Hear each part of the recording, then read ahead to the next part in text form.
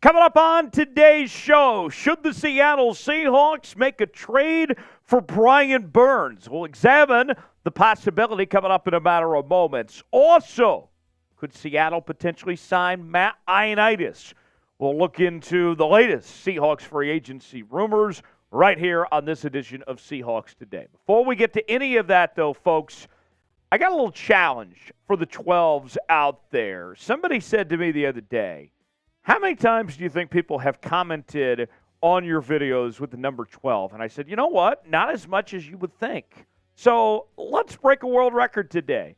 Can we set the record for number of 12s from the 12s commented on today's video? I want to see at least 1,000. Make it happen. We'll get started here on Seahawks Today. A lot of rumors circulating across the National Football League about the future of Brian Burns. Where will he go, and could the Seattle Seahawks be a potential landing spot as the trade deadline is nearing? What about the Seahawks? Well, let's tell you what you need to know about this situation, why the Seahawks could potentially make sense.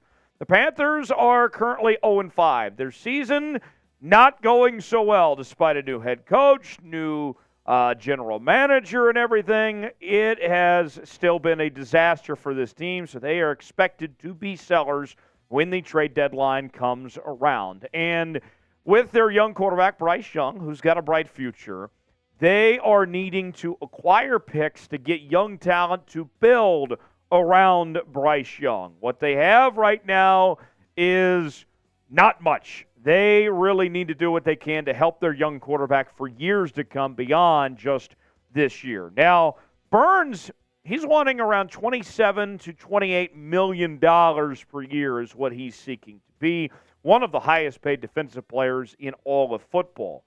The Panthers not offering anything close to that. The most recent reports indicated the Panthers were looking to pay Burns around $23 million. So with that said, if Burns wants to get paid, he's probably not going to get it from Carolina. Now, I know what some of you were thinking, like, hey, the Seahawks are 3-1. They look like a good football team. The defense starting to come to its own and all that. But it's a little short-sighted if that is your point of view. Because what I look at, folks, is you have to take a step further and think about the arms race with the San Francisco 49ers here, okay? The Seahawks have to do what they can to keep up. The Niners have been making trades left and right, dating back to Trey Lance. Before that last year, remember Christian McCaffrey, and now most recently with Randy Gregory. The Niners, despite maybe being the best team in the NFC, continue to try to find ways to get better. And if you're the Seattle Seahawks and you're competing directly with the Niners, you got to look at it as an arms race and say, all right, we feel pretty good about our team, but what can we do to keep up with the Niners and continue to get better? That's the mindset the Seahawks need to be taking of why they could be potentially interested in Brian Burns. Now, I'll tell you more about Brian Burns. I got a trade proposal that I'll show you here in just a second about bringing him to Seattle. But what I asked you guys before we dive into the details and everything, should the Seahawks trade for Brian Burns? It's our pinned comment today.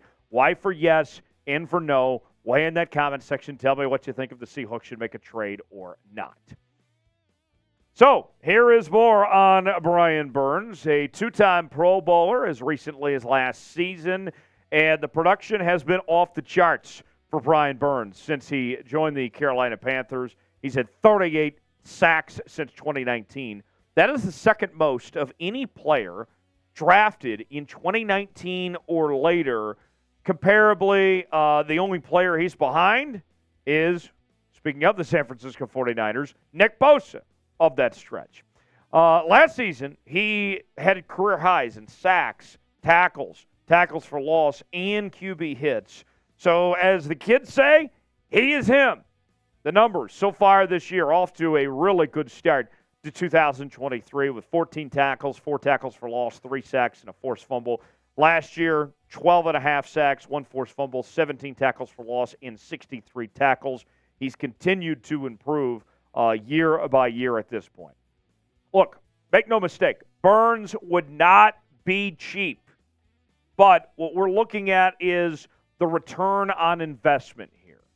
And you bring him in, all of a sudden you're talking about Brian Burns being one of the cornerstone pieces for this franchise and could be worth it for Seattle for many, many years to come. It's an investment here. How bad do you want it? And you may recall last year, the previous regime in Carolina offered the farm and then the house and the car and the tractor.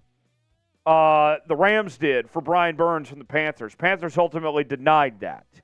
I think the asking price probably has gone down with the way the market has gone. You could probably pull this off, giving up a first-round pick and a fourth-round pick, which is considerably less than the offer the Panthers received last year in their last administration. To me, that, and then you pay him, you got a playmaker for many years to come, and your defense goes to a whole nother level. And the consistency issues and all that, all of a sudden I think you're talking about everybody starts to take this Seahawks defense seriously and puts really the nation, the country, the world on notice that the Seahawks defense is here to stay and deliver.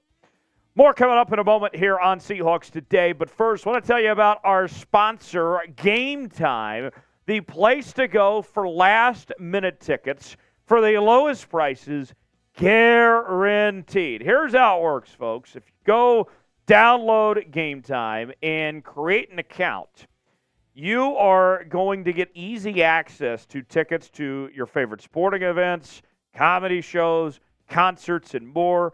Recently, got some tickets on Game Time to go watch my Kansas Jayhawks play in Austin against the University of Texas. Had a great time doing that. And here's how it works. You get on the Game Time app, you find the seat, and it shows you what the seat is going to look like when you get there. And so you get the aerial view and all that.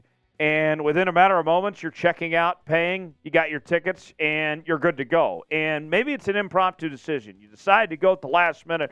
You want to go to a Seahawks game or concert, whatever it may be. You can have those tickets just in a matter of moments like that. Fast, easy, simple process. Lowest prices guaranteed. And to make it even a little sweeter for you here on Seahawks Today, we're going to offer you is $20 off when you use the promo code SeahawksChat at checkout. It's a great deal just for viewers of Seahawks Today. So check out Game Time now. Terms and conditions do apply. Start saving with Game Time. $20 off with promo code SeahawksChat. Download it today. You'll be glad you did. Now, another possibility for the Seahawks to examine. With the bye week in the rearview mirror, where could the Seahawks potentially improve?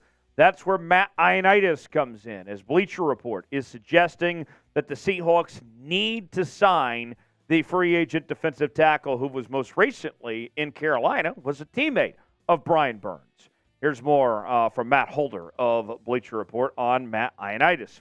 Rookie Mike Morris is already on injured reserve, so Seattle could use some insurance at defensive tackle. Ioannidis is coming off of a down year statistically with only 1 sack in 13 games, but he did at least manage to post 5 tackles for loss in 2022. He'd be a good scheme fit for the Seahawks and would give them a veteran option to turn for a playoff run if Jones misses time, referring to Draymond Jones, or doesn't turn things around. Draymond Jones kind of off to a slow start to this year. But here's the thing. Let's start with the Ioannidis side of things. I am shocked that he's still available. He was a guy that we had talked about on this program in the summer months of why the hell is he still available in free agency.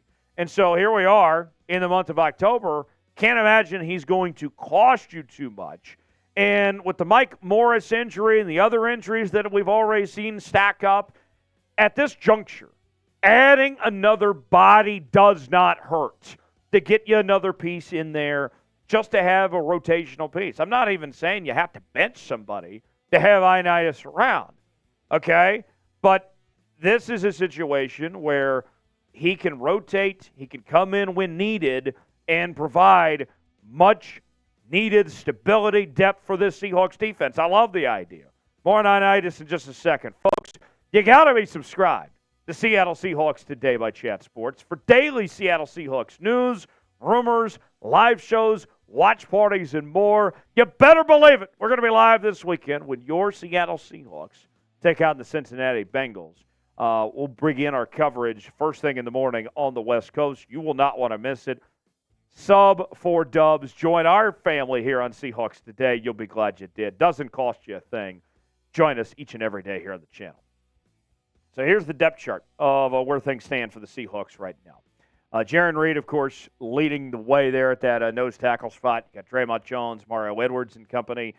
This D-line, I think we've seen this team take steps in the right direction, but you're still sitting here like you could do a little bit more, right? And that's where Ioannidis comes in. Look, Ioannidis is not the most earth-shattering player. I mean, this is not somebody that's going to be going to the Pro Bowl at the end of the year, but brings a lot of experience, 86 career games played, 53 starts. Consistency has been there. He's had 6 straight seasons with the sack, playing with most recently the Panthers as well as the Commanders here. Ioannidis makes a lot of sense. And the way that I would also think about this, if I need to give you any more convincing, all of us at some point in our lives are going to have to buy insurance. That's what Ioannidis is. Here's the statistics. This is what I'm talking about here. Nothing by any means, just earth-shattering here. 1 sack last year, 1 forced fumble, 2.5 sacks the year prior, 3 tackles for loss in 2021, 5 tackles for loss in 2022. They're just okay numbers. But this is an insurance policy for the Seattle Seahawks. Think about this, okay? We talked earlier about the arms race with the 49ers and trying to keep pace, right? Same thing applies here when we're talking about Ioannidis. You have to start planning ahead. If something goes wrong, if there's an injury, whatever it may be, what are you going to do next? And if there's more injuries to this defensive line, I don't feel comfortable with where the team is at to be feeling good about just going forward if another injury or so happens. Make the upgrade now, and you'll thank yourself later if you go ahead and sign Ioannidis and get that insurance policy taken care of. Now your chance to weigh in. Should the Seahawks sign Matt Ioannidis? S for sign, P for pass. Get in that comment section. Let us know what you think, and I'll see you next time right here on Seahawks Today.